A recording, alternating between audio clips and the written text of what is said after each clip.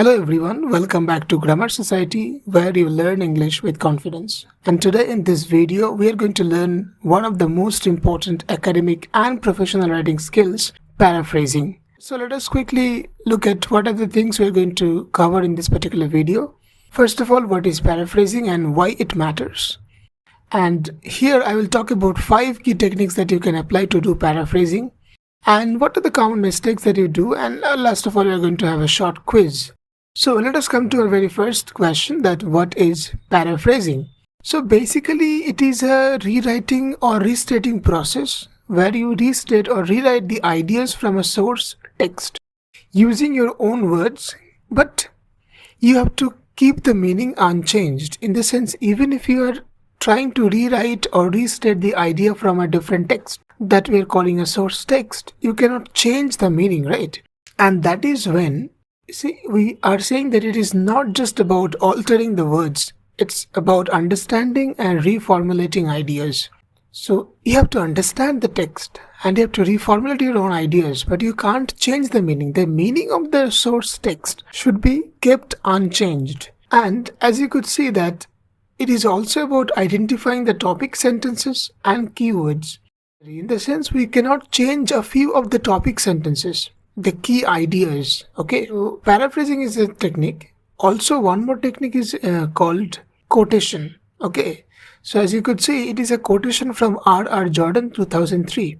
So this is a citation process and it is direct, in-text citation. Anyway, let us come to our next question, that why is paraphrasing? First of all, as I told you just now, that if we want to include some other people's idea in our writing, so we can do that, because everything cannot be a first-hand research. There are things that we have to refer to from other people, and that is when we have to come to paraphrasing.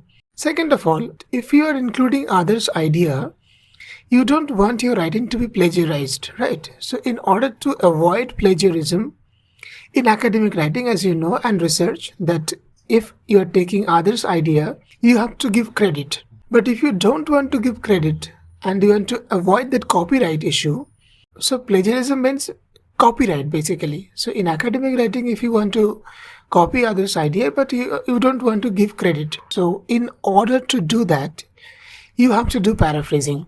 And third of all, you have to enhance your comprehension and critical thinking. The more paraphrasing that you do, it will enhance your critical thinking and your understanding of the source text. And that's how you can be a good writer also. Now, let us come to our main part, that how we can apply different techniques to do paraphrasing. So as you could see that I have listed 5 of the techniques, right? Different ways that you can do to include others' idea in your own writing. So let us come to the first one, that we can apply synonyms. Basically the first two, they are word based. So as you know that synonym means involving or replacing a word or phrase with another that has the same or very similar meaning. And how does it help? It helps in avoiding repetition and showing understanding of the original content. So for example, you have the original text. She helped me with the project. Now here we have to understand that we have 4 different keywords that we can change with synonym. First of all, we can change the verb, we can change the noun, we can change adjective, and we can change adverb. There is no other word that we can change in this particular sentence. Suppose the word she is a closed word. We cannot change the word she to he, right?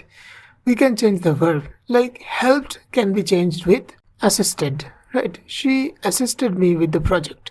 Now if you come to this particular question, how could you change it? Now the manager cannot be changed because it is a topic or keyword, right? Here this is a word that you can change with stated, that the proposal was successful. Effective means something that is successful actually, right? So stated that the proposal was successful is a good answer for this, if you want to paraphrase. Okay, the next technique in paraphrasing is the word class change. As I just told you that if you want to do some synonymous change, you can do that. But you can change the word part of speech. Okay, the word class means part of speech, from one part of speech to another. For example, turning a noun into a verb, an adjective into an adverb, or a verb into a noun, or an adverb into an adjective. right? Once again, as I told you, 4 different word classes: noun, verb, adjective and adverb. They are the key words in the language, okay, main part of speech. They're also called open class part of speech. Now, how this will help? It will allow you flexibility in expression while keeping the meaning intact. Intact means unchanged. For example, you have the text, he gave a clear description of the scene. Now here the word clear is an adjective, right? And this is the noun. Now the word clear has been changed to clearly. He described. Described is coming from the noun description, right? That he described the scene clearly. So that's how you can reorder the sentence but without changing the meaning also. And see, the same words are not repeated. You have your own words. Right? Now next one, they arrived unexpectedly. Now here we have the verb and we have the adverb here. So we can change that. Their arrival was unexpected.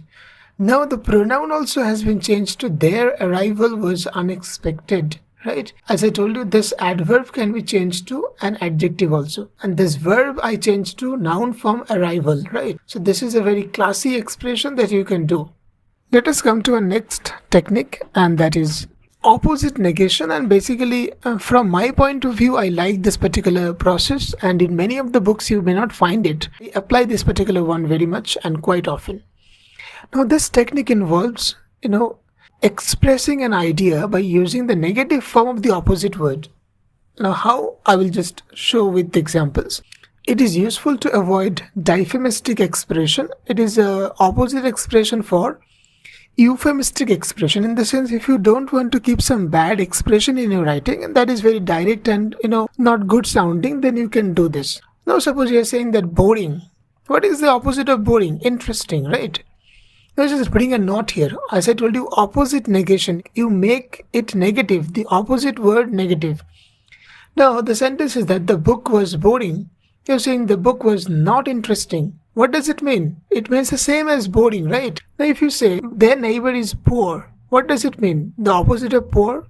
You can say wealthy. So not wealthy. Their neighbor is not wealthy, right? Suppose you're saying that the man is a stupid. So as I told you, the euphemistic expressions are very direct and bad sounding. So stupid, the word is very direct actually. Okay, you don't want to hurt others. That is why you have to say the man is not smart. In spite of saying the man is stupid, you're saying the man is not smart. Right. The fourth one is that by changing the verb forms, the same idea you can have in different books, like change the active voice into passive voice. But over there you do nothing else but you change the verb forms. Like in this way, the syntax. What is the meaning of syntax? The word order is also changed, right? And once you change the word order, so you avoid plagiarism naturally. So for example, you have the active sentence, Albert Einstein discovered the theory of relativity. Now here you don't want to give credit who discovered. As you could see in the next sentence, there is no existence of Albert Einstein, right? It is called the agent part. By someone is missing here. So the passive structure would be that you bring this particular object, okay, to the subject part. The theory of relativity, now as you know, was discovered. Now this be verb has been kept. As you know, passive structure means be plus v3 in 1905, right? The committee has approved the plan. So what is the be verb? Has been approved. The plan has been approved by the committee, right? If you don't want to keep the committee, you can do that. The plan has been approved. Full stop. And the last and the final one, and this is the most difficult one, at the same time the most standard paraphrasing process.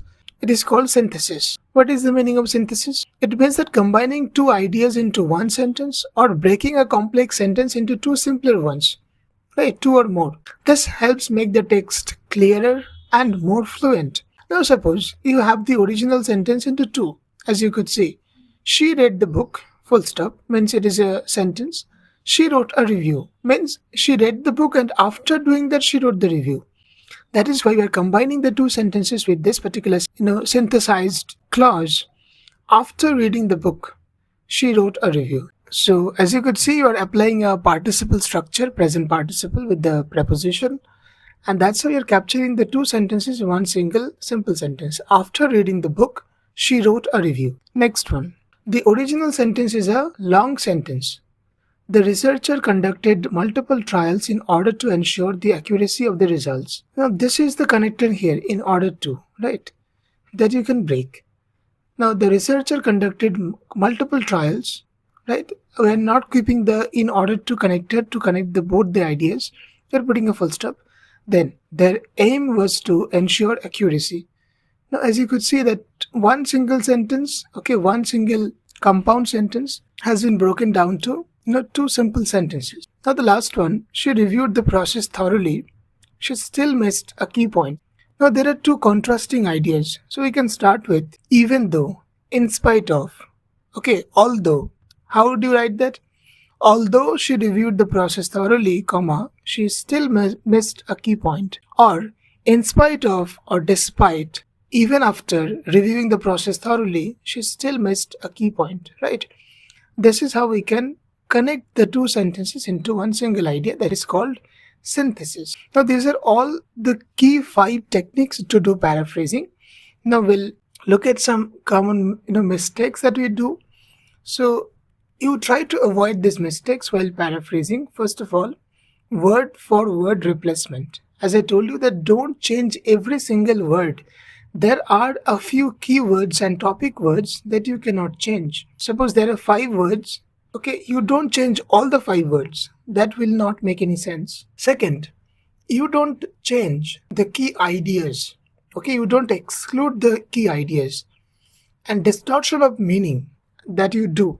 So many of the students, they distort, they shattered the original meaning. Don't do that. Keep the original meaning unchanged. And don't fail to cite the original. If you are quoting someone, sometimes give credit to the original writing by citing the text, as I did initially, giving credit to Jordan 2003. Now, can you say what is the answer for this particular question? This is the original text. Technology has revolutionized the way we communicate. Now, which sentence do you think accurately paraphrases this particular idea of the question? That communication has been transformed by technology. Technology is about communication now. We use technology for communication more than before. Or technology has changed and so has communication. Okay, now let me know your answer in the comment box by saying which option is the most accurate paraphrasing of the source text. Thank you very much, viewers, for being with me and learning this particular key process. I hope that this video was helpful. If you have found this video, give it a thumbs up and do not forget to subscribe to my channel to learn more and more academic contents in the future. Thank you so much.